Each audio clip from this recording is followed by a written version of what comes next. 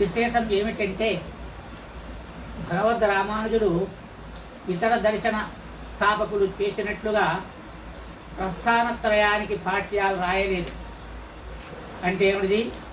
భగవద్గీతకు భాష్యము, ఉపనిషత్తులకు భాష్యము, అదే ప్రకారంగా బ్రహ్మసూత్రాలకు భాష్యం. ఈ మూడింటి ప్రస్థానత్రయము అంటారు. బ్రహ్మసూత్రములు, ఉపనిషత్తులు, భగవద్గీత. వారు పేరు పెట్టుకున్నారు శంకరాచార్యులు, పూర్వపు వాళ్ళు ప్రస్థానత్రయం మూడు వాటికి. అయితే వాటికి ఈ మూడింటికి మాత్రం వాళ్ళందరూ రాసినారు. ఏమిటి? భాష్యాలు. మరి భగవద్ రామానుజుడు మాత్రము ఒక్క బ్రహ్మసూత్రములకు మాత్రమే వ్రాసినారు. దాంతోపాటు భగవద్గీతకు కూడా భాష్యాన్ని అనుగ్రహించినారు. కానీ ఉపనిషత్తులకు వేరే రాయలే. ఎందుకొరకు రాయలేదు అంటే ఉపనిషత్తుల యొక్క వైభవాన్ని అంతా కూడా వివరించేటువంటిది శ్రీ తిరుపతి తిరుమల వెంకటేశ్వర స్వామి సన్నిధిలో వేదార్థ సంగ్రహ రూపములో అనుగ్రహించినాం కనుక ఇక అవసరం లేదనుకున్నారు. ఎందుకంటే పెరుమాళ్ల ముందర నివేదించిన తర్వాత దానికి మళ్ళీ వేరే చర్చ ఉండకూడదు అనేటువంటి భావనతోటి మళ్ళీ ఉపనిషద్ భాష్యాన్ని ముట్టలేదు.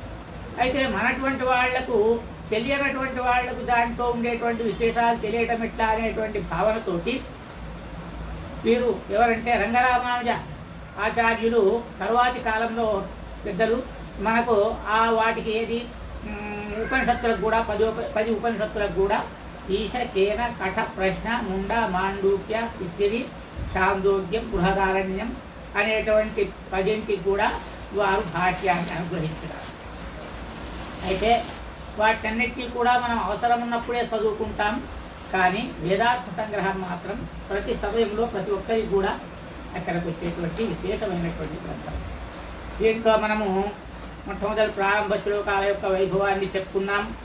ప్రారంభ శ్లోకాలు ఒకటి, మొదటిదేమో ప్రార్థనా శ్లోకం, రెండవదేమో ఇతర దర్శనాలలో ఉండేటువంటి లోపాలను సూచించుకుంటూ ఆ లోపాలను తొలగించే అందుకొరకు యామునాచార్యులు చేసిన కృషి కొరకు గాను యామునాచార్యులకు ప్రణామం చేసినటువంటి సందర్భం.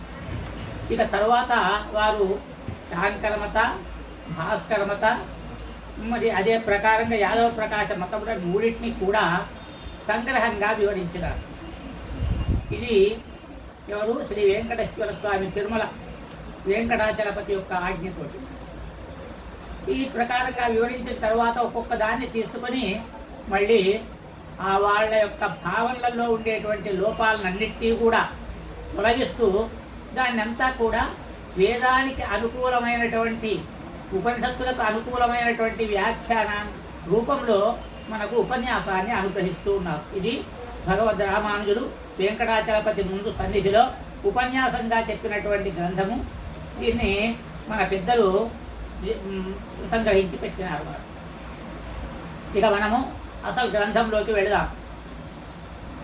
అయితే ముఖ్యంగా ఉపనిషత్తులలో 10 ఉపనిషత్తులలో కూడా ఛాందోగ్యములో ఉండేటువంటి సద్విద్యను తమకు అనుకూలంగా మలుచుకున్నారు ఇతర మతస్థులు.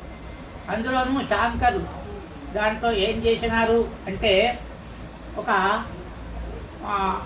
బాలుడు తండ్రి దగ్గర ఉపనయనం చేసుకున్నాడు. గురువుల ఆశ్రమానికి వెళ్ళినాడు.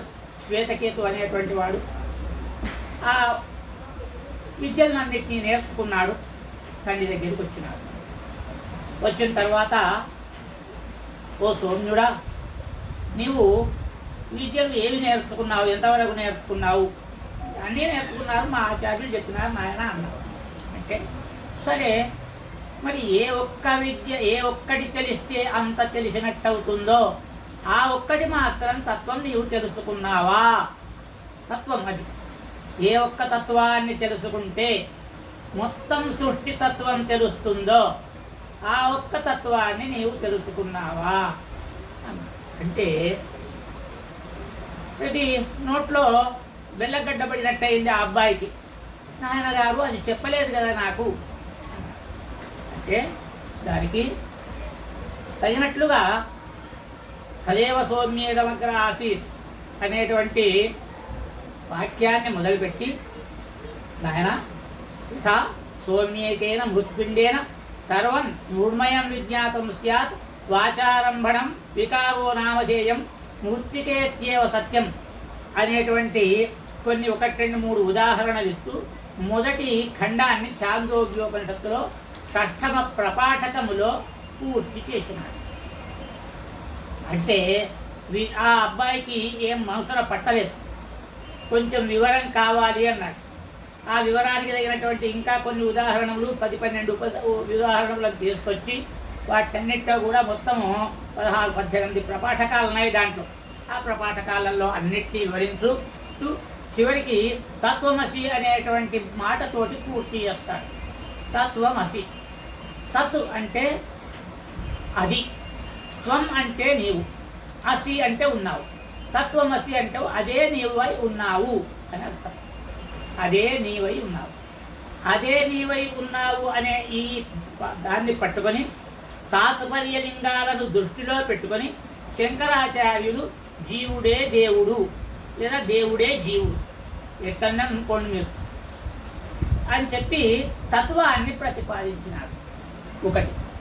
రెండవది, జీవుడే దేవుడైనా దేవుడే జీవుడైనా మరి ఇద్దరు సత్యమేనా అంటే కాదు, ఒక్క బ్రహ్మయే సత్యం, జీవుడు కనపడుతున్నదంతా కూడా మిథ్యా అన్నాడు.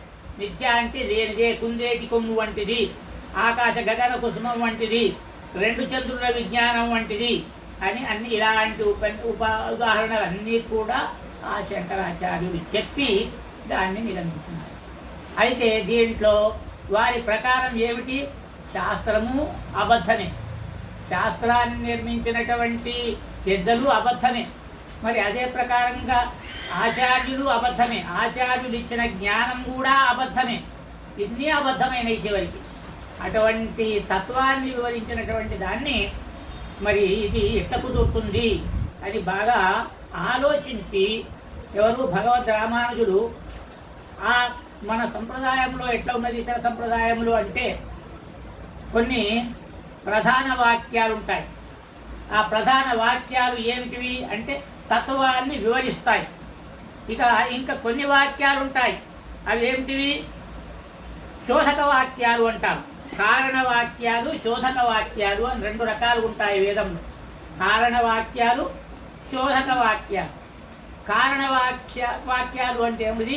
సదేవ సౌమ్యేదపగ్ర ఆసీత్, తత్వమసి అనేటువంటి మొదలైనటువంటి కొన్ని మహావాక్యాలు వారు 4-5 వాక్యాలను పెట్టు అయ మహాత్మా బ్రహ్మ, అహం బ్రహ్మాస్మి, తత్వమసి ఇట్లాంటివి కొన్ని ఎన్నుకున్నారనంటే అక్కడోటి ఎవరు? అద్వైతులు, స్మార్తులు ఎన్నుకొని అవే పరమార్థమైనటువంటివి, వాటినే వాళ్ళు కారణవాక్యాలు అంటారు.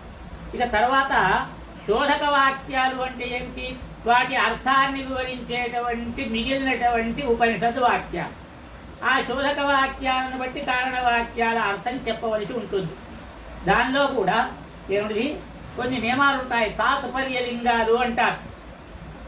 ఆ తాత్పర్య లింగాలు అనేటువంటివి ఏమిటివి అంటే ఒకటి ఆరంభ వాక్యం, రెండవది అంతిమ వాక్యం, మూడవది అక్కడక్కడ ఉండేటువంటి తాత్పర్య లింగాలు, నాలుగవది సంభాషణ.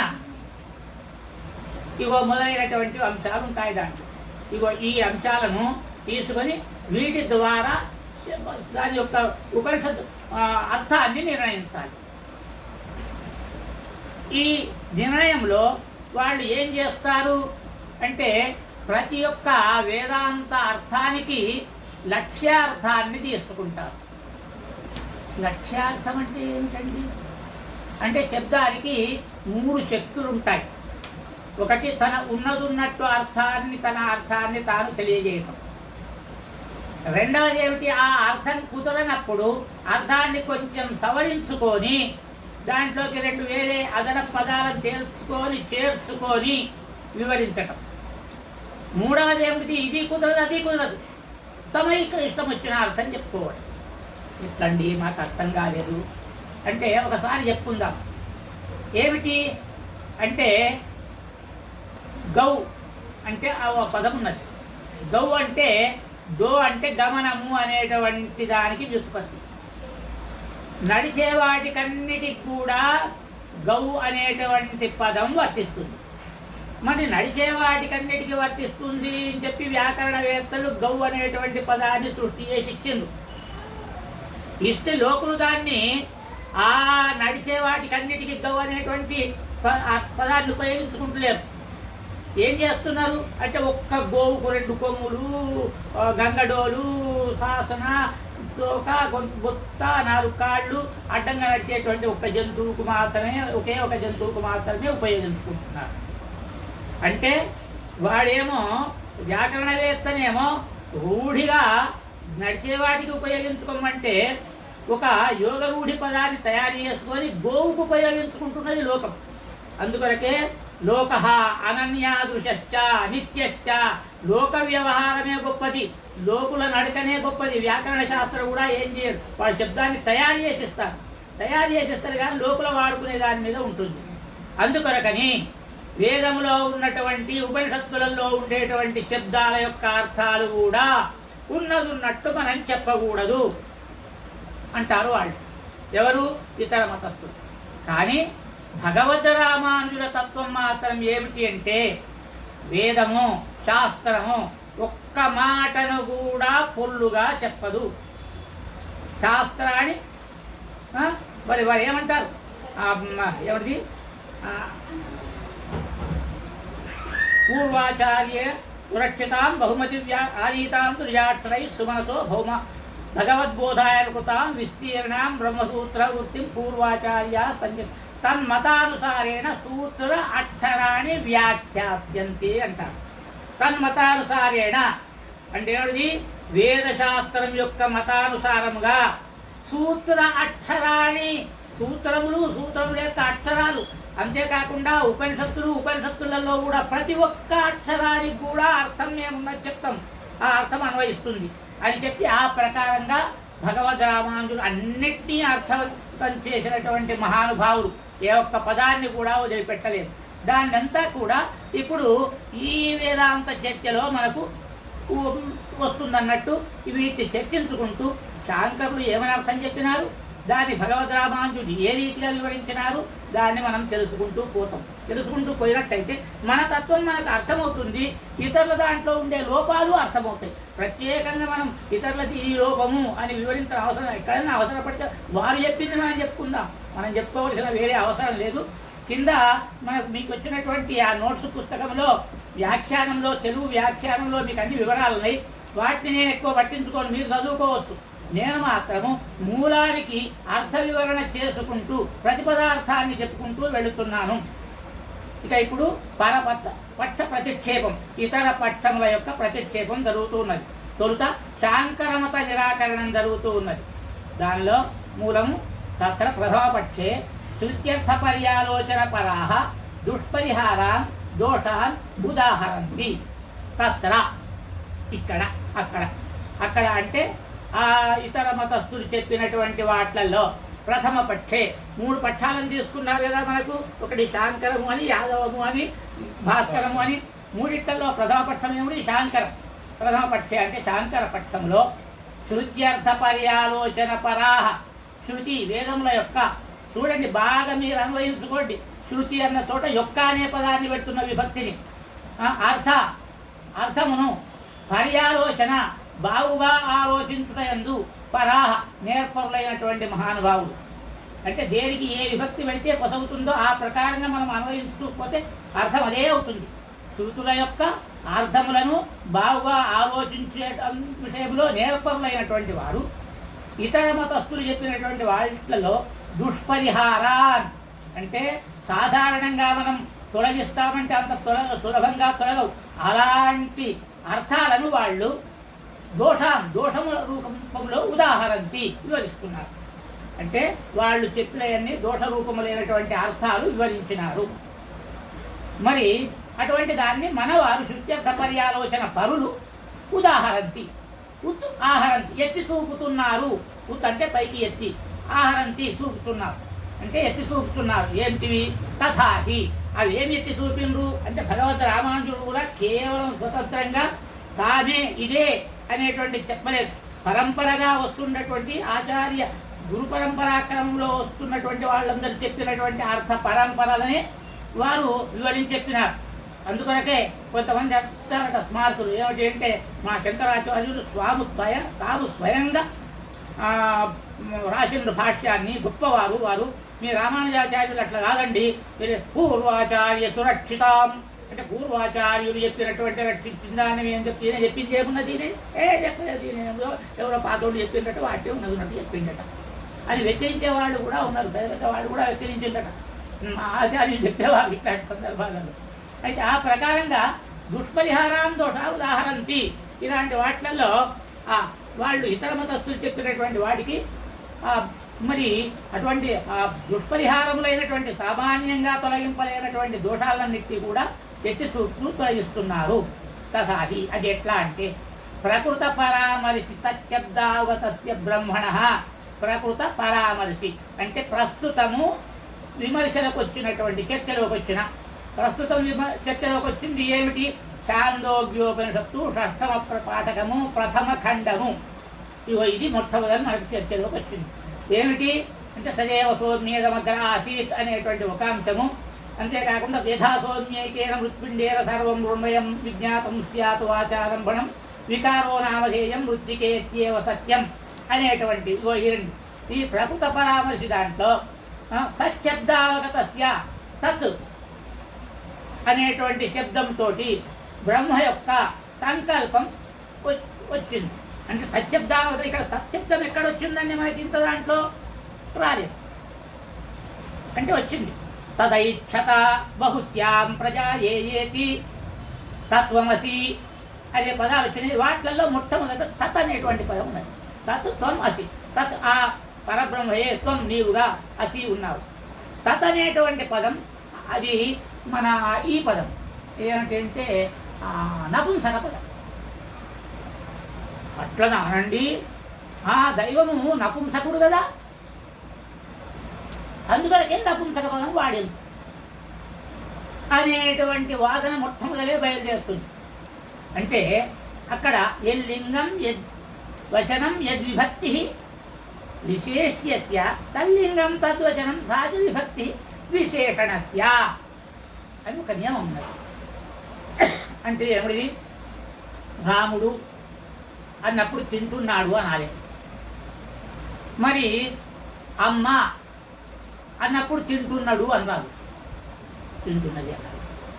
మగవాడికి మగలింగకు సంబంధించినటువంటి ప్రక్రియ చెప్పాలి, ఆడదానికి శబ్దాన్ని బట్టి ఉంటుంది. కానీ అది ఆ అర్థము వివరణ ఆ క్రమము అక్కడ ఉండేటువంటి వస్తువును బట్టి చెప్పడం కాదు అక్కడ. అందుకొరకని ఇక్కడ శబ్దాన్ని తత్ అనేటువంటిది ఉపయోగించిండు. ఎందుకొరకంటే ప్రకృత పరామర్శి ఇక్కడి ఉన్నటువంటి సందర్భము ఏతత్ అది ఈ సృష్టిని గురించి చెప్పాలి. ఏక విజ్ఞానైన సర్వ విజ్ఞానం అనేటువంటి పదములు. సర్వ విజ్ఞానం అంటే సృష్టి యొక్క అంత విజ్ఞానం. సృష్టి అన్నప్పుడు దీన్ని నపుంసకలింగంలో విరుస్తామా పుంలింగంలో విరుస్తామా? నపుంసకలింగంలో పిలుస్తాం. ఇది అంటాం అది అంటాం అన్నప్పుడు దాన్ని ఏ లింగంలో చెప్పాలి? నపుంసకలింగంలో చెప్పాలి. ఇది ఎట్లాంటిది అంటే దీంట్లో రెండు గుణాలు ఉన్నాయి. ఏం గుణాలు? బృహత్వాత్ బ్రహ్మణత్వాత్ బ్రహ్మేది పరిపక్షతి. బృహత్వాత్ కారణంగా బ్రహ్మణత్వాత్ కారణంగా ఇది దేవుడిది బ్రహ్మ అనబడుతుంది. బృహత్వం అంటేనేమో విశాలమైంది అని అర్థం. బ్రహ్మణము అంటేనేమో ఇది ఇలా కావాలి అని తనకు తాను సంకల్పించుకొని 1 2 2 4 4 8 8 16 అన్నట్టుగా ఇట్లా అభివృద్ధి చెందుతూ వికసించి ఇంత విశాలమైనటువంటి విశ్వముగా వ్యవస్థగా తాను మారింది. బ్రహ్మణం అంటే దీన్ని పరిణామము అంటారు. మన సంప్రదాయం పరిణామవాదం. అదే శాంకర్లదేమో కాదు, అది వికల్పవాదము అంటాం. అంటే ఏమిటి? అది ఉప్ అని ఊదంగానే పుట్టింది అంట. ఉప్పు అని ఊదంటే అట్లా మా చేస్తాడు, దైవం కూడా చేస్తాడు, కానీ అట్లా వచ్చింది కాదు ఇది. అంటే మొట్టమొదలు మూల ప్రకృతి మహత్తుగా మారేందుకొరకు అది మరి ఆకాశము వాయువు అగ్ని ఇవన్నీ మార్పు చెంది అందుకొరకు ఒక్కొక్కటి మారి అందుకు కొన్ని కోట్ల లక్షల సంవత్సరాలు పట్టింది. అట్లా క్రమంగా మారుతూ మారుతూ మారుతూ మారుతూ మారుతూ ఇన్ని బ్రహ్మాండాలు ఏర్పడి బ్రహ్మాండాలలో ఈ మన బ్రహ్మాండం ఏర్పడి దీంట్లో ఇన్ని గ్రహాలు నక్షత్రాలు ఏర్పడి మన గ్రహ మండలంలో నక్షత్ర మండలంలో కూడా మన భూమి ఏర్పడి మన భూమి క్రమంగా చల్లారుతూ ఆకాశంగా ఉండి తర్వాత వాయువుగా మారి తర్వాత ఆ వాయువు అగ్నిముద్దగా మారి ఆ అగ్నిముద్ద జలముద్దు యొక్క ముద్దగా మారి దాంట్లో భూమి పైకి వచ్చి ఆ భూమి పైకి వచ్చిన తర్వాత దాని మీద జీవులు జనించి ఇదంతా ఈ సృష్టి అంతా జరిగి ఇప్పటి విజ్ఞాన శాస్త్రం కూడా ఇంచుమించు అదే చెప్తుంది, అట్లే చెప్తుంది. ఈ ప్రకారంగా మారినటువంటి క్రమాన్నే శాస్త్రము పరిణామవాదము అంటారు. ఇది అంటే ఎవల్యూషన్. దీన్ని ఇంగ్లీష్లో ఏమంటారు, ఇప్పటి సైన్స్లో కూడా ఎవల్యూషన్ థియరీ అంటారు. వాళ్ళు చెప్తారు అంటే పరిణామవాదం అన్నట్టు. ఈ పరిణామవాదంతో ఏర్పడింది సృష్టి కనుక ఇది అబద్ధమైంది కాదు. దీన్ని ఇది అని చెప్తున్నాం కనుక మనం తత్తోటే ప్రకృత పరామర్శి తచ్చబ్దస్య అన్నారు. తత్ అనేటువంటి పదంతో ఉపయోగించి బ్రహ్మణ ఆ బ్రహ్మ తత్తని శబ్దంతో చెప్పబడేటువంటి బ్రహ్మ స్వసంకల్పకృత జగదుదయ విభవలయాదయ. ఆయన ఏం చేసినాడు? జగత్తును ఉదయ పుట్టించినాడు, విభవ రక్షించినాడు, లయ మళ్ళా సంహారం చేసినాడు. ఇవన్నీ ఆయన చేసినాడు. జగత్తు యొక్క ఉదయ, పుట్టుక, విభవ, స్థితి, లయం, ఆదయ మొదలైనటువంటివి ఎట్లా జరిగినవి? సృష్టి స్థితి లయలు ఎట్లా జరిగినవి అంటే భృగువై వారుణి వరుణం పితరముపస్సారా అని మనం భృగువలి చదువుతాం. అధీ భగవో బ్రహ్మేతి తగుంహోవాచ యతో వా ఇమాని భూతాని జాయంతే ఏన జాతాని జీవంతి యత్ప్రయంత్యభిసం విశంతి తద్విజిజ్ఞాసస్వ తద్బ్రహ్మేతి అన్నాడు. అదేమిటి? యతో వా ఏ తత్వము నుండి ఇమాని భూతాని జాయంతే ఈ మనం చూసేటువంటి ఏది ప్రాణి, అచేతన, తిరియని మనుష్య ఇవన్నీ జాతులు పుట్టినయో ఏన జాతాని జీవంతి ఈ పుట్టినవి ఎవరి చేత రక్షింపబడుతున్నాయో జీవింపజేయబడుతున్నాయో యత ప్రయంతి మళ్ళీ చివరికి మరి ఎవరి ద్వారా సంహరింపబడుతున్నాయో అభిసంవిశంతి ఎవరిలోకి మళ్ళీ ముక్తి రూపంలో వెళుతూ ఉన్నాయో ఎవరిలో ఆనందాన్ని అనుభవిస్తున్నాయో తద్విజిజ్ఞాసస్వ ఆ తత్తు ఆ వస్తువును విజిజ్ఞాసస్వ తెలుసుకో తద్బ్రహ్మేతి అది బ్రహ్మ అని చెప్పి ఈ ప్రకారంగా సంకల్ప కృత జగదుదయ విభవలయ లీల ఆయన సంకల్పంతో చేసినాడు. ఇది అంటే కోరి దీన్నే మనకు తర్వాతి ఇది 2వ ప్రపాఠకంలో 3వ ప్రపాఠకంలో వస్తుంది. తదైక్షత బహుశ్యాం నేను ఒక్కడిని ఉంటే తృప్తి లేదు, బహుశ్యాం చాలా కావాలి. తదైక్షత ఆలోచించిండు, తపస్సు చేసిండట. తపస్సు చేసి ఏం చేసిండు? తదపస్తత్వ ఇదం సర్వం సృజత దీన్నంతా కూడా సృష్టి చేసిండు. ఎట్లా చేసిండు? ఆకాశాద్ వాయోరగ్ని అగ్నేరాప అద్య పృథివ్యా ఓషధీభ్యోన్నం అన్నాత్ పురుష. ఈ ప్రకారంగా ఒక క్రమములో దీన్ని పరిణమింపజేసింది. ప్రతి దాంట్లో కూడా తాను అనేన జీవేనాత్మన అనుప్రవిశ్య నామరూపే వ్యాట ఈ జీవుడితోటి వెంబడి వచ్చి నామరూపంలో నేను కలిగిస్తూ పోతాను అనుకోని వచ్చింది. అది ఇవన్నీ ఏమిటివి? మొదట్లో మనం చెప్పుకున్నాం ఇందాక. మొట్టమొదటివి ఏమిటన్నా కారణవాక్యాలు అనుకున్నాం. కారణవాక్యాలు మొదటి సదేవ శూన్యం అయమాత్మ ప్రభావాలు కారణవాక్యాలు అనుకున్నాం కదా. మరి శోధక వాక్యాలు ఇవి ఏమిటివి? మరి ఇది ఎట్లా మీరు నిర్ణయిస్తారు అంటే ఈ శోధక వాక్యాల ద్వారా తదైక్షత తను సంకల్పించిండు, ఆలోచించిండు అని అనుకున్నట్టయితే మిథ్య అవుతుందా? ఇది ఎట్లా కాదు కదా.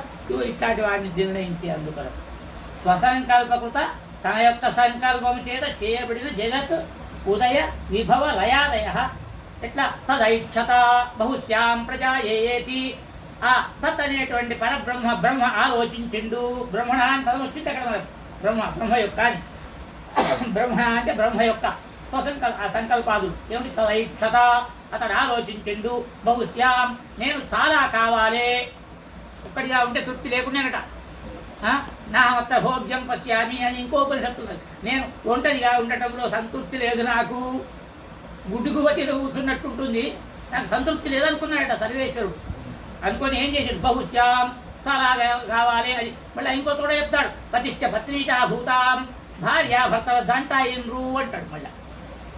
ఈ ప్రకారంగా ప్రజాయేయ సృష్టి చేయాలి ఇది అని ఆరంభం చేసి సన్మూలా ఆరంభం చేసిండు కనుక సన్మూలా సోమ్యేమాః సదాయతనాః సత్ప్రతిష్ఠాః సన్మూలాః. ఆ తత్ అనేటువంటి సత్ పదార్థం ఏదైతే ఉన్నదో అది మూలముగా గలవి. సౌమ్య, ఓ సౌమ్యుడా, ఇమాహ, ఇవన్నీ మనం చూసేటువంటివి ఏమిటివి? చెట్టు చేమ మొదలుకొని స్థావర జంగమాలు, మనుష్యులు, పశువులు, దేవతలు, రాక్షసులు, అనంతకోటి బ్రహ్మాండాలు, ఇవన్నీ కూడా ఇమహ సదాయతనా, సత్తు ఆయతనముగా గలవి. ఆయతనం అంటే ఆధారం, సత్తే ఆధారముగా గలవి. సత్ప్రతిష్ఠా, సత్తులోనే ఉన్నాయి అంటే అదే ఆధారం గలవి, అదే ఆధారం గలవి అంటే అర్థం ఉన్నదా? లేదు. మరి రెండు పదాలు ఎందుకు పెట్టట్టు? సదాయతనా అనేదేమో ఉపాదాన కారణం, సత్ప్రతిష్ఠా నిమిత్త కారణం. ఈ ప్రకారంగా ఇత్యాది పరై అయితే ఇట్లా చెప్పాలి. కానీ ఈ వీటన్నిటి పరై ఇతరులు ఎట్లా తీసుకున్నారు అని చెప్తున్నాడు ఇక్కడ. పరై అని చెప్తున్నాడు కదా, అంటే ఇతరులు ఎట్లా తీసుకున్నారు దీన్ని అంటే తత్సంబంధి తయా ప్రకరణాంతర నిర్దిష్ట. అదే కాదు, ఇంకా తత్సంబంధితయా వీటిని వివరించే, తత్సంబంధితయా వీటిని వివరించే ప్రకరణాంతర నిర్దిష్ట, వేరే ప్రకరణాలలో, ప్రకరణాంతరములు ఉంటే వేరే ప్రకరణాలలో నిర్దిష్ట చెప్పబడినటువంటివి. ఏం చెప్పబడి? సర్వజ్ఞత, ఆ సృష్టి చేసేటువంటి సృష్టికర్తకు సృష్టి ప్రక్రియకు కావలసిన సామర్థ్యాలు ఉండాలి కదా. జ్ఞాన, శక్తి, బల, ఐశ్వర్య, వీర్య, తేజస్సులు మొదలైనటువంటిది. సర్వజ్ఞ, సర్వశేషి, సత్యసంకల్ప, ఇవన్నీ ఉన్నాయి కదా. అవన్నీ కూడా సర్వజ్ఞత, సర్వజ్ఞ శక్తి అంటే అన్నీ తెలుసుకోగలిగేది, అంటే పైనుండి చూసి తెలుసుకోగలిగిన శక్తి అందరినీ. సర్వశక్తి, అంతస్తులోకి చేరి తెలుసుకోగలిగినటువంటి శక్తి. సర్వేశ్వరత్వం, అన్నిటిని పాలించే యోగ్యత. సర్వ ప్రకారత్వం, అన్ని తానే అన్నిట్లలో వ్యాపించి తన శరీరంగా కలిగినటువంటి వాడై ఉండటం. సమాభ్యధిక నివృత్తి, తనకంటే తన సమానుడు, తనకు సమానుడు. అభ్యధిక అంటే తనకంటే గొప్పవాడు. నివృత్తి లేకపోవటం. సత్యకామ, కోరిన కోరికలను తాను చేసుకోగలిగిన వాడు కావటం. సత్య సంకల్పత్వం, అనుకున్న దాని కొరకు తాను ఇంకా ఎవరో నాకు సహకరించాలి అనేటువంటి పరిస్థితి లేకుండా ఉండటం. సర్వ అవభాసకత్వం, అన్నిటినీ కూడా ప్రకాశింపజేయటము, జ్ఞానవంతులం చేయటం. అనవధిక అతిశయ, ఇంతే కాకుండా అనవధిక అంతులేనటువంటి అతిశయ విశాలమైనటువంటి కళ్యాణ గుణాలు కలిగి ఉండటం. అపహత పాత్మాది, అపహత పాత్మ ఆకలి తప్పులు లేనటువంటి అనేకములైన వాక్యాలత, ఉపనిషద్ వాక్యాలలో చెప్పబడేటువంటి నిరస్త నిఖిల దోషత. ఏ పరమాత్మకు ఏ విధమైన దోషము లేనటువంటి విషయము నిఖిల దోషత. నిరస్తం అంటే దోషములన్నీ కూడా నిరస్తములు, లేవు అని చెప్పటం. ఇవన్నీ కూడా సర్వే, ఇవన్నీ తస్మిన్ పక్షే, ఎవరు ఆ దుష్పరిహారమైనటువంటి ఎవరైతే చర్చలు చేసిండ్రో శాంకర్లు మొదలైనటువంటి ఇతర మతస్థులు, వాళ్ళ మతములో నిహన్యంతే దెబ్బతింటుంది. అంటే ఇతర మతస్థులు చెప్పేటువంటి ఆ తత్వ వివరణలో ఎన్ని దెబ్బతింటున్నాయి అంటే, తచ్చబ్దంతో చెప్పబడినటువంటి బ్రహ్మ యొక్క సంకల్పంతో సృష్టి స్థితి లయములు జరగటము, ఆయన సంకల్పించడము, నేను చాలా కావటము, సృష్టి చేయాలి అనుకోవటము, ఆయన మూలంగా కలిగి ఆయన వ్యాపించి ఉండటం చేత ఆయన కనుచూపులతోటి ఆలోచనతోటి సృష్టి చేయటము, ఇవన్నీ కూడా. అంతేకాకుండా దానికి సంబంధించినటువంటి ఈ ప్రకరణములనే కాదు, ఇంకో ప్రకరణంలో చెప్పబడినటువంటి సర్వజ్ఞత్వము, సర్వశక్తిత్వము, సర్వేశ్వరత్వము, సర్వ ప్రకారం అన్ని తానైనటువంటి పరిస్థితి, తనతో సమానుడు లేనటువంటి స్థితి, తనకంటే పైవాళ్ళు లేనటువంటి స్థితి, కోరికలను తీర్చుకునేగలిగినటువంటి సామర్థ్యం ఉన్నటువంటి స్థితి, ఇవన్నీ కూడా అన్నిటిని వెలిగింపజేస్తూ తాను వెలిగేటువంటి స్థితి. ఇటువంటి అంతులేనటువంటి కళ్యాణ గుణములు, దోషములు లేకపోవటము, ఆకలి దప్పులు లేనటువంటి మనటువంటి ఆకలి దప్పులు అనే దాంతో మనకు పుట్టుక, స్థితి, చావు, మళ్ళా నరకానుభవము, స్వర్గానుభవము ఇలాంటివి లేకపోవటము మొదలైనటువంటి ఇవన్నీ కూడా ఇతర మతస్థుల వారికి ఖండించబడుతున్నాయి. అంటే వాళ్ళదంతా కూడా ఆయన యొక్క సజీవ ఉన్నాడు, ఇది ఆయన యొక్క ప్రతిబింబము అన్నప్పుడు, అద్దంలో తన ముఖం తాను చూసుకుంటున్నాడు అన్నప్పుడు ఇవన్నీ ఎక్కడ ఉంటాయి? ఉండవు. అహో ఆ ప్రకారంగా నిహన్యంతే, అవన్నీ కూడా విహన్యంతే, దెబ్బతింటున్నాయి. అయితే మరి దీనికి అధస్యాత్ ఉపక్రమే కావచ్చు, అధస్యాత్ కావచ్చు, ఉపక్రమే అంటే మనకు ఉపనిషత్తులో ఉపక్రమం ఎట్లా ఉన్నది, ప్రారంభం ఎట్లున్నది అని ఒకసారి చూస్తాం. మనం వాళ్ళ మాట చెప్పినాం కదా, మనం చూస్తాం, ఉపనిషత్తును చూస్తాం ఎలా ఉన్నది. ఏక విజ్ఞానేన అంటే మృద్ విజ్ఞానేన, ఏక విజ్ఞానం అంటే ఏమిటి, ఇక్కడ మృత్తికాన్ని చేసుకుంటాం. మృద్ విజ్ఞానేన సర్వ విజ్ఞానముఖేన అంటే ఒక మృత్తికను తెలుసుకున్నట్టయితే, మట్టి ముద్దను తెలుసుకున్నట్టయితే, మట్టి ముద్దతో ఏర్పడినటువంటి కుండలు, బాధలు, ఎసలు, కడుముంతలు, ముంతలు, ప్రనిజలు ఇవన్నీ తెలుస్తాయి. మనకు మట్టితోనే తయారైతే తెచ్చిపోతుంది. ఈ ప్రకారంగా సర్వ విజ్ఞానముఖేన కారణస్యైవ సత్యత్వ ప్రతిజ్ఞాయ, కారణమే సత్యము అనేటువంటి విషయాన్ని ప్రతిజ్ఞాయ అంటే ప్రతిజ్ఞ చేసి, తస్య కారణభూతస్యైవ ఆ కారణభూతమైనటువంటి ఏక విజ్ఞాన తత్వాన్ని అంటే సదేవ సౌమ్యేదమగ్ర ఆసీత్ అనేటువంటి మొదటి ఏక విజ్ఞానం, మొదటి సదేవ సౌమ్యేదమగ్ర ఆసీత్ అనే పదములో ఉండేటువంటి విషయాన్ని ప్రతిజ్ఞ చేసి, ఉపక్రమ ఉపసంహార ఇవన్నీ మనం చెప్పుకున్నాం కదా. అపూర్వత అంటే ప్రారంభము, చివరి, మరి చర్చ, తాత్పర్యలింగములు, ఫలితాంశము, ఇగో వీటన్నిటి కూడా మనం చెప్పుకోవాలి అని చెప్పుకున్నాం కదా. అయితే ఆ వాటన్నిటి ప్రకారం కారణభూతస్యైవ సత్యత, కారణభూతమైనటువంటి పరబ్రహ్మ సత్యము. వికారజాతస్య అసత్యత, వికారజాతం అంటే ఏమిటిది, మట్టి ముద్దనేమో సత్యం కదా, మట్టి ముద్ద అన్నిటిలో మట్టి ఉంటుంది. మరి ఇతరములైనవి అంటే ఒకప్పుడు ఉండొచ్చు, ఒకప్పుడు ఉండకపో. ముక్కలుగా పెంకులుగా అయినప్పుడు కుండ ఉండదు, పొడి అయినప్పుడు ముక్కలు ఉండవు, ముద్ద అయినప్పుడు పొడి ఉండదు. కానీ ఇన్ని దశలలో కూడా మట్టి మాత్రం అన్ని దశలలో ఉంటుంది, ఏ దశలో కూడా లేకుండా ఉండదు మట్టి. అది తత్వం. అంటే అది ఎప్పుడైతే ఉన్నదో కర్త అయినటువంటి వాడి హృదయములో, ఆ కుమ్మరి యొక్క హృదయములో కుండలు ఇట్లా చేయాలి, బాధలు ఇట్లా చేయాలి, ఎసలు ఇట్లా చేయాలి, దాని కొరకు సారెని ఇట్లా తిప్పాలి, సారె మీద ఈ మట్టి ముద్దని ఇట్లా పెట్టి, ఇదంతా ఆయన ఆలోచనలో ఉంటుందా ఉండదు. ఈ ఏ ఆలోచన లేకపోయిన వాడు ఎవడన్నా నాటుంటాడు ఏమంటే చేస్తాడు ఆ కుండల్లో. అందుకొనకది దీన్నంతా వికారజాతస్య అసత్యత, వికారజాతమంతా కూడా అసత్యము అనుకుంటే దృష్టాంతేన దర్శయిత్వా, మృత్యుక యొక్క దృష్టాంతముతోటి చూపి, సత్యభూతస్యైవ బ్రహ్మణ, ఒక్క బ్రహ్మయే సత్యభూతస్య, సత్యుడు అయి ఉన్నాడు. ఇక్కడ మీరున్నాయని అసత్యాలు కదా, వాళ్ళు ఇతర మతస్థులు చెప్పినాయని అసత్యాలు, ఇతరములన్నీ అసత్యాలు. ఏమిటివి, పెంకులు, లేకపోయినట్టయితే కుండలు, లేకపోయినట్టయితే పొడి, మట్టి పొడి, ఇవన్నీ అసత్యాలు వాళ్ళ లెక్కలు. మట్టి ఒకటే సత్యం అవ్వాలి. అందుచేత సత్యస్యైవ బ్రహ్మణ సదేవ సౌమ్యేదమగ్రాసీదేకమేవ ద్వితీయం అని చెప్పబడింది. సదేవ సత్తు మాత్రమే, ఇదం ఇది అగ్ర మొదట ఏమిటి అద్వితీయంగా సత్ ఉండెను. సదేవ అంటే ఇక్కడ ఏవ అనేటువంటి ఒక పదం ఉన్నది చూడండి. సదేవ అనే దాంట్లో సత్తు ఏవ సదేవ విడదీయాలి. ఈ ఏవ అంటే ఏమిటి, ఏ అదే అవధారణ.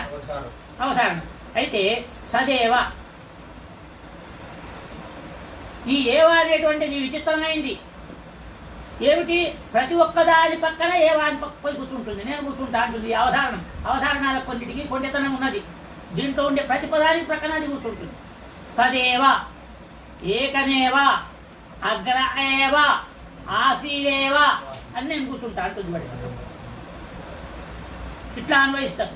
అన్వయించి అంటే వైయాకరణలు చెప్పేటువంటి కొన్ని నియమాలు ఉంటాయి వీటిల్లో, పదాల యొక్క శక్తి అనేటువంటిది. దాని ప్రకారము సదేవ ఆసీత్, ఏకమేవ ఆసీత్, ఇదమేవ ఆసీత్, ఇట్లా అన్వయం తీసుకున్నట్టయితే బ్రహ్మ కంటే వేరే సజాతి, విజాతి, స్వగత భేదాలు ఏవి ఏమంటిని. సజాతి రాసుకోండి, నోట్ చేసుకోండి. సజాతి, విజాతి, స్వగత. వాడు చెప్పేటువంటి ఇది శాంకరులు చెప్పే పదం ఇది. సజాతి, విజాతి, స్వగత భేదములేని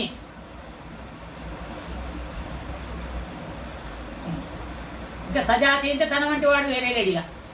విజాతి అంటే ఇంకా గోవులు ఉంటే గోవులలో ఒకటే గోవు ఉండొచ్చు, కానీ అశ్వాలు ఉండొచ్చు కదా, అంటే అశ్వాలు కూడా అన్నట్టు.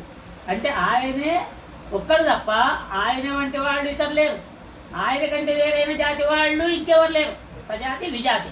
స్వగత పోనీ ఆయనలోనైనా కానీ ఏమన్నా గుణాలు లక్షణాలు అవివో ఇవో ఏమన్నా ఉన్నాయా అంటే అవి లేవు.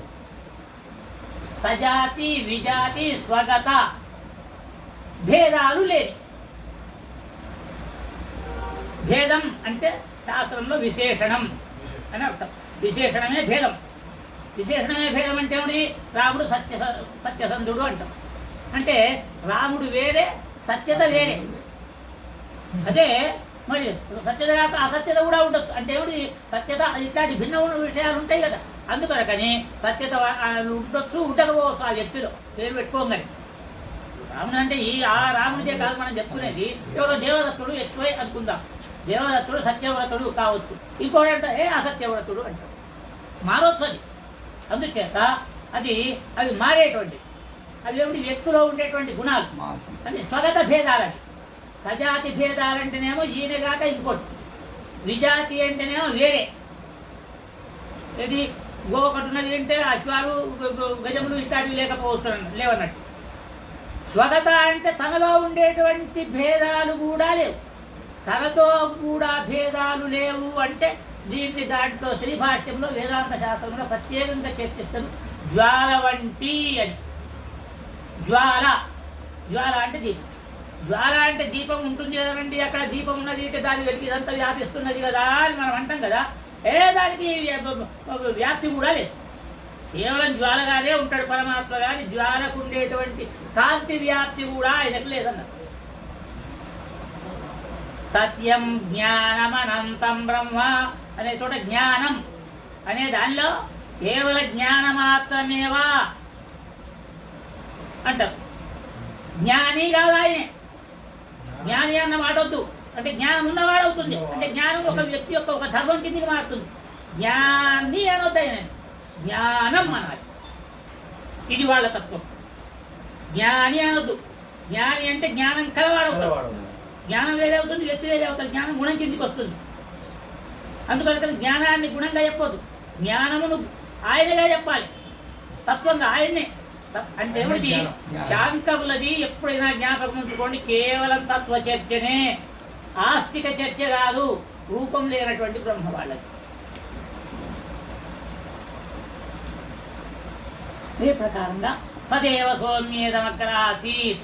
అందుచేత బ్రహ్మ సత్తుగానే ఉండేది, అద్వితీయంగా ఉండేది. అద్వితీయం అంటే రెండో వస్తువు లేదు ఆయన కంటే. దానివల్ల సజాతీయ విజాతీయ నిఖిల భేద నిరసనేన నిర్విశేషతైవా. అంటే సజాతి లేదు, తన వంటి వాళ్ళు లేరు. విజాతి తనకంటే వేరైనటువంటి ఇంకో జాతి వారు లేరు. నిఖిల భేద తనలో కూడా ఏవి గుణాలు భేదాలు లేవు. అందుచేత నిర్విశేషతైవ, నిర్విశేష బ్రహ్మనే. కేవలం జ్వాల అంటే జ్వాలగా అన్నట్టుగా ప్రతిపాదిత తత్వం ప్రతిపాదించబడింది. ఏతచ్చోదకాని దీన్ని వివరించేటువంటి, చోదకాని అంటే వివరించేటువంటి అని చెప్పుకున్నాం మనం. చోదక వాక్యాలు ఉంటే వివరించే వాక్యాలు. ప్రకరణాంతర వాక్యాన్నపి, వేరే ప్రకరణాలలో ఉండే వాక్యాన్యపి, వాక్యములు కూడా ఏమన్నా సత్యం జ్ఞానమనంతం బ్రహ్మ యో వేద నిహితం గుహాయాం పరమే వ్యోమన్ సోషునుతే సర్వాన్ కామాన్ సహ బ్రహ్మణా విపశ్చితేతి. అంటే ప్రకరణాంతరంలోది కదా ఇది, ఈ ప్రకరణంలోది కాదు. ఈ శాద్యోగ్యోపనిషత్తులోది కాదు, ఇది తైత్తిరీయోపనిషత్తులోది, ఆనందవల్లిలోది ఇది సత్యజ్ఞానమంతం బ్రహ్మ. అందుచేత ప్రకరణాంతర వాక్యాన్ని చెప్పిన ఆ వాక్యం కూడా ఇక్కడ పెట్టిండ్రు వీరు. ఉపనిషత్తులలో భేదాలు ఉండవు, అది విద్యలే భేదాలు, కానీ పరమాత్మ గుణాలలో భేదాలు ఉండవు. ఏం చెప్పిండ్రు? సత్యం జ్ఞానమనంతం బ్రహ్మ అంటే సత్యం జ్ఞానం అనంతం బ్రహ్మ అని అక్కడ ఉన్నది. ఈ సత్యం జ్ఞానం అనంతం బ్రహ్మ అంటే ఏం చెప్పిండ్రు అక్కడ వాళ్ళ అర్థము అంటే సత్యము అంటే సత్యవంతుడు అంటే సత్యాన్ని గుణాన్ని ఒకదాన్ని ఆయనకున్నది అని చెప్పాలి. మేము చెప్పము, ఎందుకంటే ఆయన ఒక్కడే ఉన్నాడు కదా, విజాతి స్వగత భేదాలు కూడా లేవు కదా. అందుకని సత్యం అసత్యంగా అంది అన్నారు. సత్యము అనే దానికి అసత్యం కానివాడు, జ్ఞానం అజ్ఞానం కానివాడు, అనంతం పరిచ్ఛేదం కానివాడు. అనంతం అనే దానికి కొంచెం మీకు తేడా వస్తున్నది, అక్కడ నోట్ చేసుకోండి. అనంతం పరిచ్ఛేదం లేని బ్రహ్మ అంటే ఏమిటి? కేవల బ్రహ్మ మాత్రం. బృహత్వ బ్రహ్మణత్వాది గుణాలు చెప్పరు వాళ్ళు. ఇగో ఇంకా వాళ్ళు చెప్పేటువంటి ఇంకా కొన్ని తీసుకున్నారు ఆ ఉపనిషత్తులలో. నిష్కలం అంటే ఏమాత్రం కూడా దాన్ని సకలం కాని అంటారు. నిష్కలం అనే దానికి కళంకం లేని అనరు. సకలము కానటువంటి, నిష్క్రియం అంటే సక్రియం కానటువంటి, నిర్గుణం సగుణం కానటువంటి, విజ్ఞానం అవిజ్ఞానం కానటువంటి, ఆనందం తృప్తి అసంతృప్తి కానటువంటి ఇత్యాదిని సర్వవిశేష ప్రత్యనీకైకాగాతాం బోధయంతి. అంటే సర్వగుణాలకు ప్రత్యేకంగానే అర్థం చెప్పి, వ్యతిరేకంగానే అర్థం చెప్పాలి కానీ వాటికున్న అర్థం. సత్యం అంటే సత్యవంతుడు అని చెప్పొద్దట, అసత్యం కాని వాడని చెప్పాలి. ఇక్కడ ఉంటుందానండి ఇట్లా అసత్యం కాని వాడు అంటే సత్యవంతుడు అనే దానికి అసత్యం కానివాడు అని చెప్తే అర్థం కుదురుతుందా? అది చెప్పవలసిందేనా? అసత్యం కానప్పుడు మరి దానికి ఇంకో భిన్నంగా ఉండాలి. ఏమిటి అంటే సత్యం కాకపోవటము ఉంటే అసత్యం అవటము ఉండాలి. అది కూడా ఉంటుంది ఒక తత్వం. సత్యం కాని అంటే అసత్యమైన, ఇది కాక అది కాక తటస్థం ఒకటి ఉంటుంది. మూడు రకాల తత్వాలు ఉంటాయి దాంట్లో ఈ అంశంలో. సత్యం అంటే సత్యమైన, అసత్యం కానీ, తటస్థమైన, మూడు అర్థాలు చెప్పవలసి వస్తుంది. ఒక అర్థాన్ని కాదలేటం అంటే లక్షణ తీసుకోవాలేట. ప్రతిదానికి లక్షణమే, ఉన్న అర్థాన్ని చెప్పకూడదు. జ్ఞానం అంటే అజ్ఞానం కానీ, జ్ఞానవంతమైన అని చెప్పరు వాడు, అజ్ఞానం కానీ. అనంతం అంటే అనంతుడైనా విశాలుడైనా అని చెప్పరు. పరిచ్ఛేదం కానీ, ముక్కలు కానటువంటి బ్రహ్మ బృహత్వ బ్రహ్మత్వాది గుణాలు చెప్పరు వాళ్ళు. బ్రహ్మతత్వం కేవలం సత్మాత్ర తత్వం అంటారు. నిష్క్రియం ఇవన్నీ కూడా మనం చెప్పుకున్నాం. అంటే సకలం కానటువంటి, క్రియలేని కానటువంటి, సగుణం కానటువంటి, అవిజ్ఞానం కానటువంటి, తృప్తి కానటువంటి అని ఇత్యాదిని సర్వ విశేష ప్రత్యనీకాకారతాం బోధయంతి. సర్వ విశేషణాలన్నిటి తీసేసినటువంటి, ఏ తత్వాలు ఏ గుణాలు లేనటువంటి నిర్గుణమైనటువంటి వస్తువుని బోధయంతి వాళ్ళు చెప్తున్నారు. అయితే ఇదంతా చెప్తే మరి ఏ గుణం లేకపోయినాక ఏ తత్వం లేనటువంటి వస్తువుకు ఉనికి ఉంటుందా? మరి పర్యాయంగా ఇవన్నీ పర్యాయాల పదాల కిందకే మారుతాయి కదా ఇవన్నీ. మరి అంతే కదా, ఇది గాంధీ అది గాంధీ అది గాంధీ అది గాంధీ అది గాంధీ అన్నీ కాంతి కాంతి అని చెప్పుకుంటూ పోతే అన్ని పర్యాయ పదాలే అవుతాయి కదా. పర్యాయ పదాలే చెప్పుకుంటూ పోస్తున్నా తత్వమే. అంటే నచ ఏకార్థావబోధనేటి పదానాం పర్యాయత రాదండి అన్నారు. ఎందుకొరకు? ఏకత్వేది వస్తువుల, వస్తువు ఒకటే కావచ్చు కానీ సర్వ విశేష ప్రత్యనీక ఏకాకారత్వ ప్రతిపాదనే సర్వ విశేషణాలన్నిటి ఖండించుకుంటూ పోగా, సర్వ విశేషములను ప్రత్యనీక ఖండిస్తూ పోగా ఏకాకారాన్ని ప్రతిపాదించేందుకు మేము వీటిని ఖండిస్తున్నాం. అందుచేత సర్వ పదార్థానాం అర్థత్వాత్, అన్ని పదార్థాలు అర్థవంతమైన. మేము అర్థం కల్పించినాం కదా వాటికి అన్నిటికీ. సత్యం ఉంటే అసత్యం కాదు, నేను అర్థం కల్పిస్తూనే ఉంటుంది. అది యాజ్ ఎట్లా అవుతుంది? జ్ఞానం అన్నప్పుడు అజ్ఞానం కాదు, నేను అర్థం కల్పిస్తూనే ఉంటుంది. అర్థం కల్పించకపోతే పర్యాయత. ఇగో ఈ ప్రకారమైనటువంటి ఇది పూర్వపక్ష. ఇగో ఇది పూర్వపక్షుల యొక్క వాదం అండి. అది భగవద్ రామాను చెప్పి దానికి అస సిద్ధాంత వాక్యాన్ని చెప్తున్నారు. నైతదేవం అదట్ట కుదరదండి. ఎందుకంటే అక్కడ ఏమన్నారు? యథాసౌమ్యేన మృత్పిండేన సర్వం మృన్మయం వాచారం మణం వికారోజనామజేయం మృత్తికేత్యేవ సత్యం అని చెప్తూ ఏక విజ్ఞానంతో సర్వ విజ్ఞానం అది సత్యమైంది అంటే సత్యంచ నృతంచ సత్యమభవతు వాక్యం ఉన్నది కదా. దాన్ని బట్టి ఏమైంది? ఏక విజ్ఞానేన సర్వ విజ్ఞాన ప్రతిజ్ఞానం ఒక విజ్ఞానం తెలిస్తే, బ్రహ్మ విజ్ఞానం తెలిస్తే ఈ విశ్వం యొక్క విజ్ఞానం తెలుస్తుంది. ఏ ఒక్క విజ్ఞానం తెలిస్తే నీకు అంత తెలుస్తుందో అది తెలుసుకున్న వారి తండ్రి మొదలు అడగటంలో హార్ద భావం ఇదే ప్రధానమైన. ఏ ఒక్క ఆ గురువు గారు మీకు చెప్పిండ్రా, ఏ ఒక్క విజ్ఞానం తెలిస్తే అంత విశ్వం యొక్క విజ్ఞానం తెలుస్తుందో అది తెలుసుకున్నావా అని చెప్పిండ్రా అంటే, ఏమో నాయన అది నాకు చెప్పలేదంటే ఈ కథ మొదలు పెట్టింది కదా తండ్రి. అందుకొరకని ఇక్కడ ఏమన్నా ఏక విజ్ఞానైన సర్వ విజ్ఞాన ప్రతిపాదనం, ఒక విజ్ఞానముతోటి అంతా విజ్ఞానవంతమవుతుంది అనేటువంటి ప్రతిపాదన. ఏక విజ్ఞానైన ఒక విజ్ఞానంతో సర్వ విజ్ఞానం యొక్క ప్రతిపాదనం నిర్ణయం అనేటువంటి సర్వమిథ్యాత్వే. ఒకవేళ ఈ విశ్వమంతా మిథ్య అయినట్టయితే సర్వస్య జ్ఞాతస్య అభావాత్, ఇక తెలుసుకోవాల్సిందేముంటుంది? ఇదంతా మిథ్య అయిన తర్వాత తెలుసుకోవాల్సిందేముంటుంది? ఉండదు కనుక నసేచ్చటి, వాళ్ళు చేసే వాదన కుదరదు అంటున్నారు భగవద్రామానుడు. సత్యమిథ్యాత్వయో ఏకతా ప్రసక్తిర్వా, సత్యము మిథ్యకు పొత్తే కుదరదు అంటున్నారు.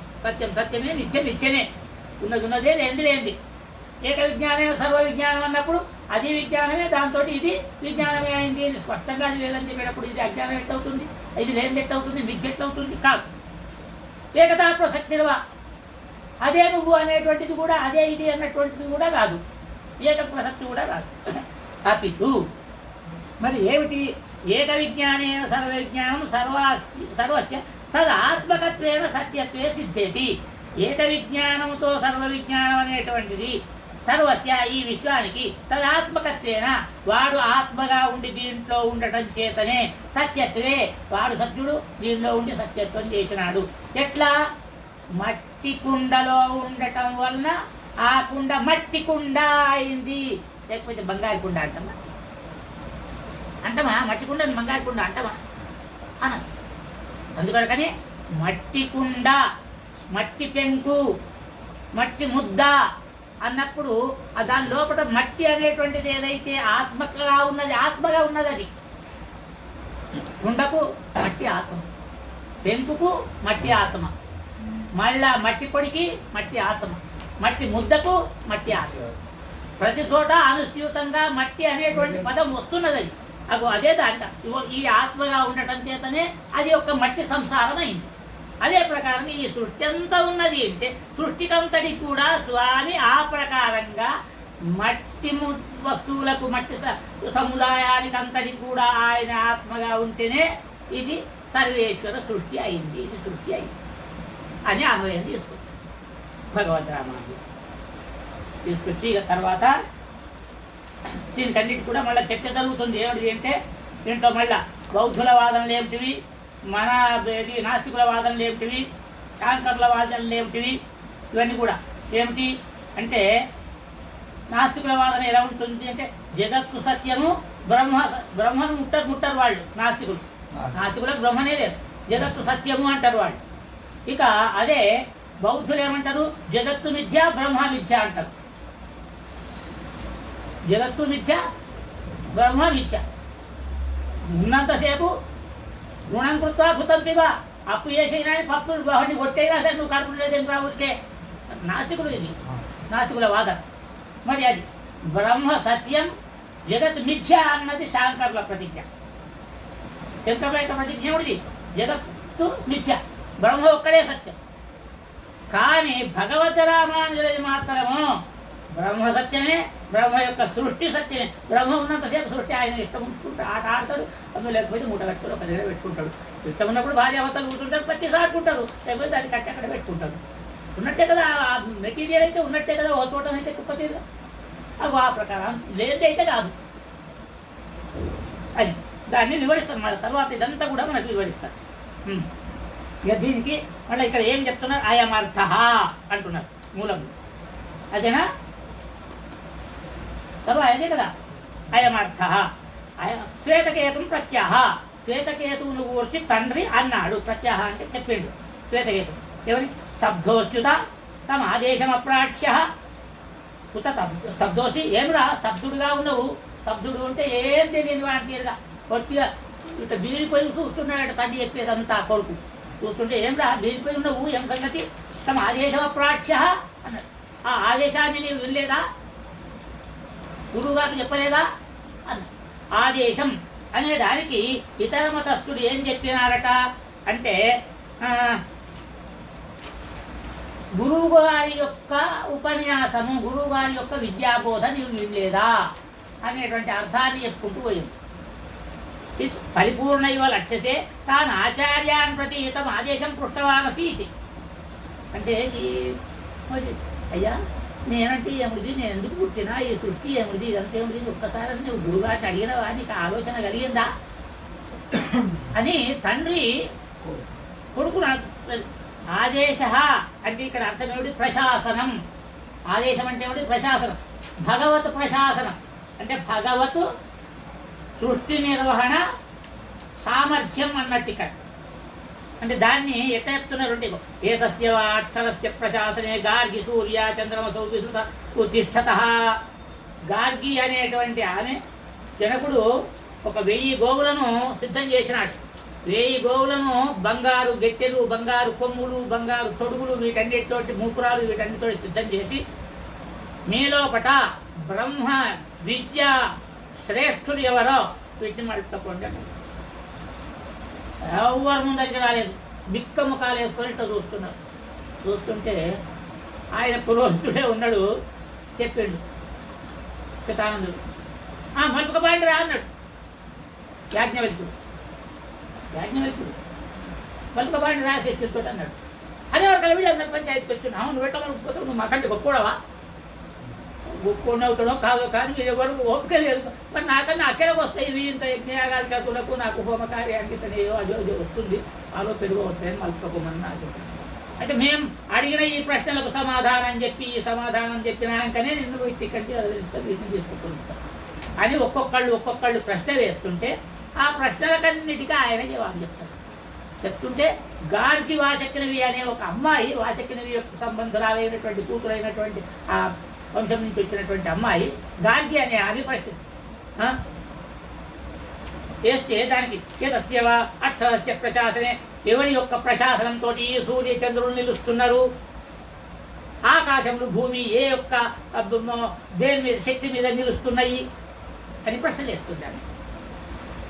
భూమి ఆకాశాదులు సూర్య చంద్రాదులు ఏ శక్తితోటి నడుస్తున్నారు, ఏ శక్తితోటి ఏ ఆజ్ఞతోటి పనిచేస్తున్నారు అంటే దానికి ఏతస్యవా అక్షరస్య ప్రశాసనే గార్గి సూర్యాదు అంటే అక్షరం అనేటువంటి ఒక తత్వం ఉన్నది అని చెప్తాడు.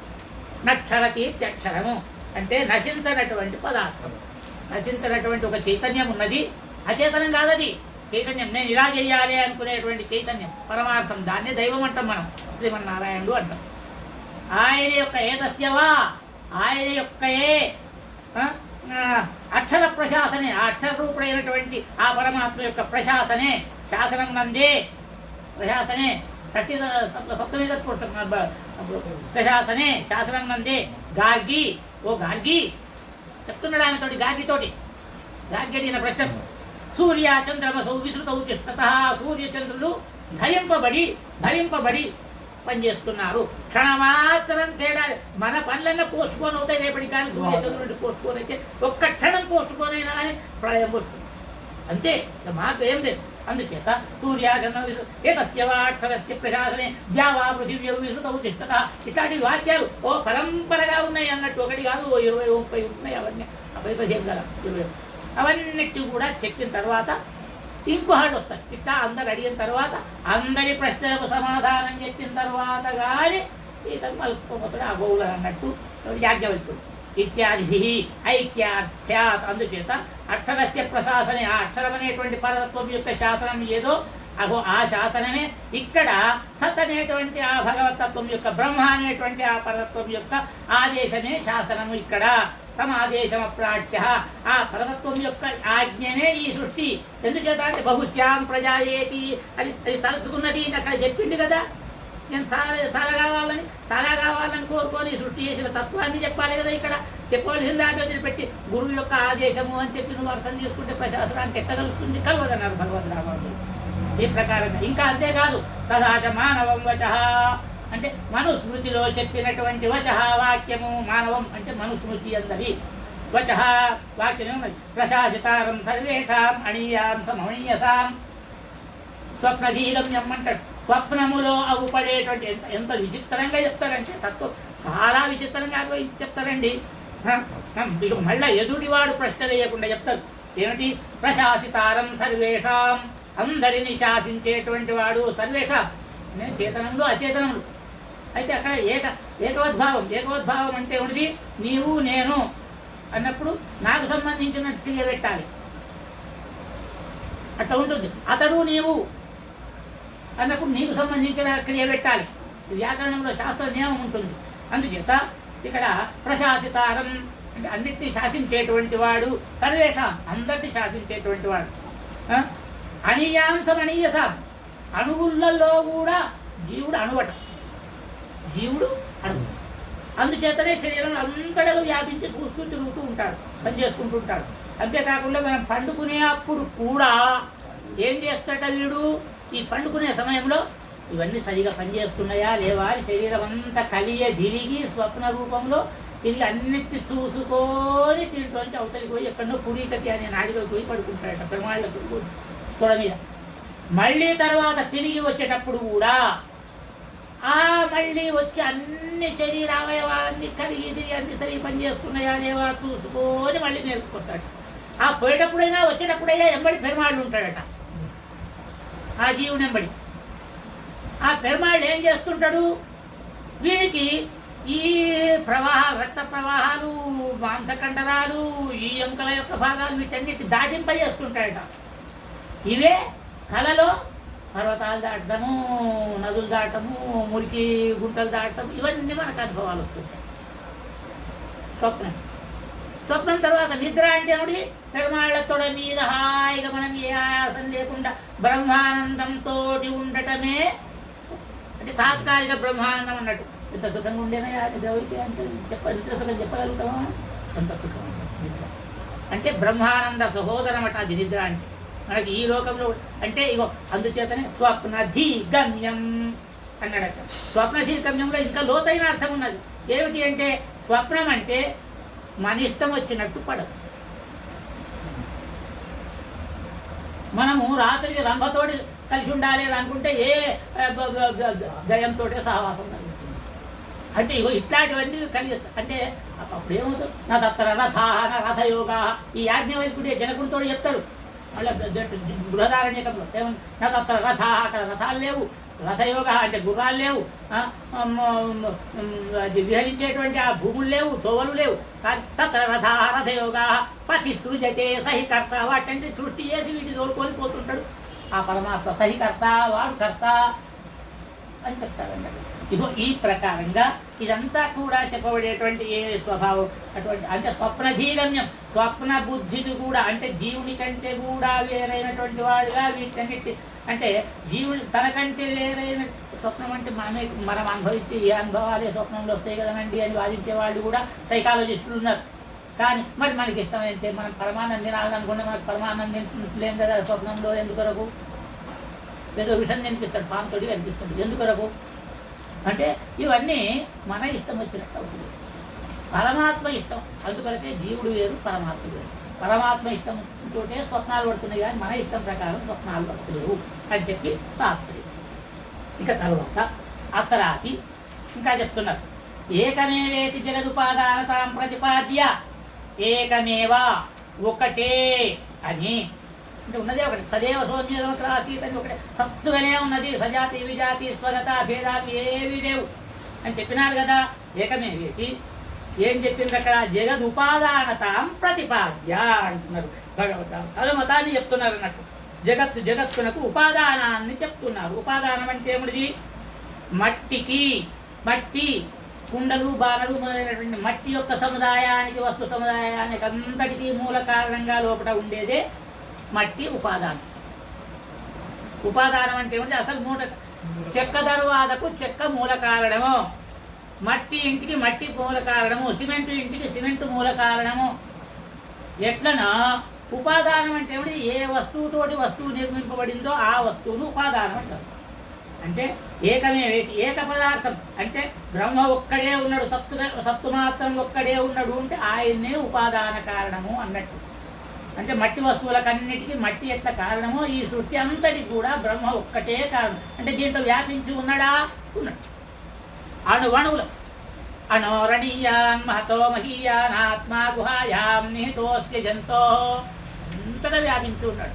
మయా తతమిదం సర్వం జగదవ్యక్తమూర్తిన మస్తాని సర్వభూతాని అంటాడు భగవద్గీతలో కూడా. అంటే అంతటి నేను ఈ ప్రకారంగా జగదుపాదానత ప్రతిపాద్య అద్వితీయ పదేనా.